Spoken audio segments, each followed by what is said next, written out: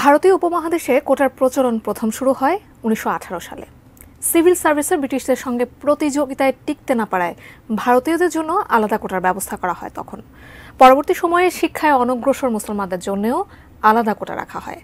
পাকিস্তান আমলেও পিছিয়ে পড়া পূর্ব পাকিস্তান, বর্তমান বাংলাদেশের মানুষদের আন্দোলনের পরিপ্রেক্ষিতে চালু করা হয় প্রদেশ ভিত্তিক কোটা।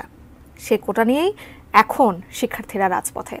কোটার ৭-১৭ জানাচ্ছেন সহকর্মী ইমতিয়াজ আলম।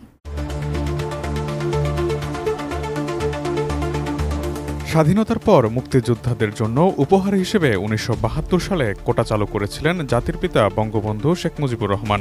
সে সময়ে ১৯৭২ সালে প্রণীত ইন্টারিম বা অন্তর্বর্তীকালীন রিক্রুটমেন্ট পলিসিতে মুক্তিযোদ্ধাদের ৩০% কোটার কথা বলা হয়, যা ১৯৭৩ সালে পাবলিক সার্ভিস কমিশনের মাধ্যমে মেধার ভিত্তিতে ৩৫০টি পদে মুক্তিযোদ্ধাদের নিয়োগের পর এই সুযোগ সম্প্রসারণের কোনো যুক্তি ছিল না।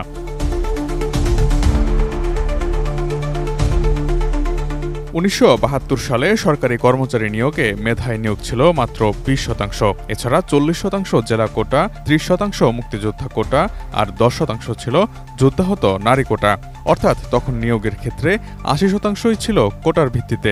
কিন্তু ১৯৭৫ সালের ১৫ই আগস্ট বঙ্গবন্ধুকে সপরিবারে নির্মমভাবে হত্যার পর পরিবর্তন আসে কোটা ব্যবস্থায়। ১৯৭৬ সালে মেধার ভিত্তিতে ৪০%, জেলা কোটায় ২০% ও আগের মতোই মুক্তিযোদ্ধা কোটা রাখা হয় ৩০% এবং নারী কোটা বজায় থাকে ১০%। ১৯৮৫ সালে আবারও পরিবর্তন আনা হয় কোটা ব্যবস্থায়। প্রথম ও দ্বিতীয় শ্রেণীর সরকারি চাকরিতে মেধার ভিত্তিতে ৪৫%, মুক্তিযোদ্ধা কোটায় ৩০%, জেলা কোটায় 10% ও নারীদের জন্য 10% পদ সংরক্ষণ করা হয়। আর প্রথমবারের মতো উপজাতি ও ক্ষুদ্র নৃগোষ্ঠীর জন্য রাখা হয় ৫% কোটা। বিদ্যমান বর্তমান সরকারি চাকরির কোটার বিন্যাস হচ্ছে: মুক্তিযোদ্ধা ও তাদের ছেলে মেয়ে ও নাতি নাতনি ৩০%, নারী 10%, জেলা কোটা 10% ও ক্ষুদ্র নৃগোষ্ঠী ৫%। এই ৫৫% কোটায় পূরণযোগ্য প্রার্থী পাওয়া না গেলে সেক্ষেত্রে ১% পদে প্রতিবন্ধী নিয়োগের বিধান রয়েছে। এবার দেখা যাক কোটা নিয়ে বিশ্বের অন্যান্য দেশের চিত্রটা কেমন। বিশ্বের কোনো দেশে বাংলাদেশের মতো এত কোটা নেই। কোটা পদ্ধতিতে নজিরবিহীন দৃষ্টান্ত স্থাপন করেছে বাংলাদেশ। জনসংখ্যায় পৃথিবীর দ্বিতীয় বৃহত্তম দেশ ভারত।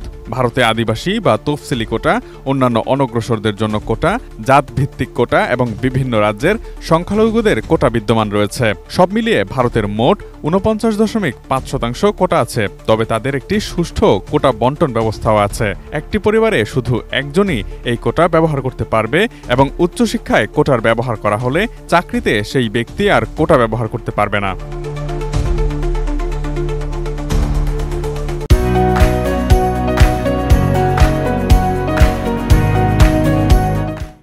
নেপালে সংরক্ষিত কোটা ৪৫%। সংরক্ষিত কোটার মধ্যে নারী, উপজাতি, মধেসী, দলিত সম্প্রদায়, প্রতিবন্ধী ও পিছিয়ে পড়া জনগোষ্ঠীকে রাখা হয়েছে। এই ব্যবস্থা নেপালের আইনসভা কর্তৃক স্বীকৃত।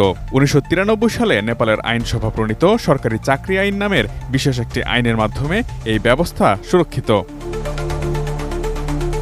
মালয়েশিয়ার মোট জনসংখ্যার প্রায় ৫০.১% মালয়, ২২.৬% চীনা, ৬.৭% ভারতীয়, ১.৮% স্বদেশজাত এবং ৮.৮% অন্যান্য।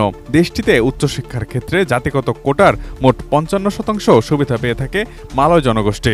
উচ্চশিক্ষা, চাকরি, স্বল্পমূল্যে বাসস্থান সহ সব ক্ষেত্রে ৬০% সুবিধা ভোগ করে মালয় জনগোষ্ঠী, আর বাকি ৪০% সুবিধা ভোগ করে থাকে অন্যান্য জনগোষ্ঠী। তবে চাকরির ক্ষেত্রে গোষ্ঠীগত সুবিধা মিললেও মেধার পরিচয় দিয়েই প্রবেশ করতে হয় চাকরিতে। মার্কিন যুক্তরাষ্ট্রে শুধু শতকরা ৮% চাকরি প্রতিবন্ধীদের জন্য সংরক্ষিত থাকে।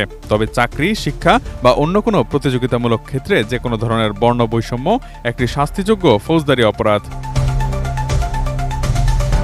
চীনের মোট জনসংখ্যার ৮% হচ্ছে বিভিন্ন জাতি ও আদিবাসী সম্প্রদায়। এই জনগোষ্ঠীর জন্য চীন সরকার স্বীকৃতভাবে সরকারি চাকরির ক্ষেত্রে অন্যদের তুলনায় অপেক্ষাকৃত কম যোগ্যতার বিধান রেখেছে। প্রতিবন্ধী ব্যক্তিদের জন্য চীনে এখনও ১.৫% চাকরি সংরক্ষণ করা হয়। জাপানে বুরাকুমিন সম্প্রদায় ও আদিবাসী সম্প্রদায়ের জন্য ৫% কোটার ব্যবস্থা রাখা হয়েছে। দক্ষিণ এশিয়ার আরেক দেশ পাকিস্তানে কোটা পদ্ধতি চালু আছে বিভিন্ন প্রদেশের জনসংখ্যার উপর ভিত্তি করে। দেশটিতে কোটা পদ্ধতির মূল কারণ বিভিন্ন ক্ষেত্রে সব অঞ্চলের মানুষ যেন সমানভাবে অংশ নিতে পারেন। যেমন 1948 সালে পূর্ব বাংলার জনসংখ্যা ছিল গোটা পাকিস্তানের 56%, তাই নিয়োগের ক্ষেত্রেও সর্বোচ্চ 42% কোটা সুবিধা ভোগ করত পূর্ব বাংলার মানুষ। অন্যদিকে করাচির জনসংখ্যা ছিল 1.2%, তাই তাদের কোটা ছিল মাত্র 2%। এই জনসংখ্যার অনুপাতে কোটা এখনও অনুসরণ করা হয় পাকিস্তানে। মেধার ভিত্তিতে পাকিস্তানের সিভিল সার্ভিসে 7.5% নিয়োগ হয়ে থাকে।